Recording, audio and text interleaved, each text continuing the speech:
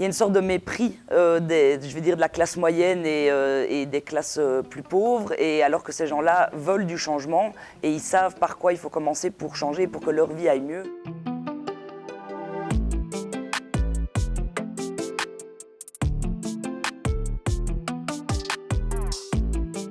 Alors, je pense que pour rendre le futur un peu plus sympa et que vraiment tout le monde puisse y trouver sa place, déjà il faudrait changer la société, mais en profondeur, parce qu'on a un vrai problème, je crois, au niveau de la société, au niveau de l'égalité homme-femme, qui se répand dans tous les milieux, du coup, que ce soit des milieux plus riches ou des milieux religieux ou des milieux populaires. Donc comme j'ai dit plus tôt, il faut un changement de société pour que le futur soit meilleur, et ça commence par une société où chacun a sa place et où chacune aussi a sa place, parce qu'il y a beaucoup de chacun qui ont leur place, mais pas beaucoup de chacune.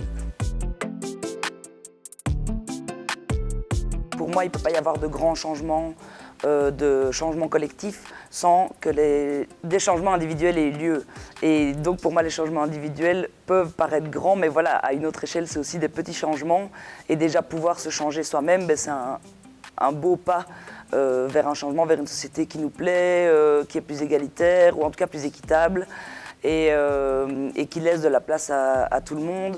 Et dans tous les combats qu'on mène, je crois que, en tout cas chez nous, chez Vie Féminine, on voit que tous les petits changements qu'on peut instaurer chez les femmes leur permettent de faire des gros changements dans leur vie, et que ce soit au niveau d'elles-mêmes ou au niveau de leur village, de leur ville, des institutions qu'elles fréquentent, des groupes qu'elles forment. Enfin, franchement, on pense vraiment que tout changement part de là, des petits changements qui font un seul gros à la fin. Je pense que les humains doivent changer. Il faut s'adapter. L'histoire avance, le monde change. Si on ne s'adapte pas, on reste sur place et on est abandonné ou on meurt. Enfin, voilà, on n'est plus du tout en phase avec la société et on ne la comprend plus du coup. Donc je pense qu'il faut pouvoir changer.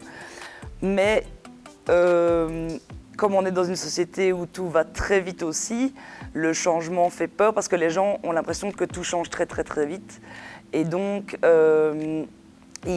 le fait de pouvoir rester dans ses valeurs, ne pas changer, rester qui on est et qui on a toujours été, ça est un peu une valeur refuge. Il faut convaincre les gens que le changement est bon, même si pour l'instant on vit beaucoup de changements très vite et qui ne sont pas toujours géniaux. Donc voilà, mais le changement, oui, il est bon, et pour moi l'être humain est capable de changer, sinon on n'en serait pas là dans l'histoire de l'humanité. Et on n'aurait pas évolué sur des droits des femmes comme le droit de vote, comme le droit d'avoir un travail. Tout ça n'aurait pas changé si on ne pouvait pas changer.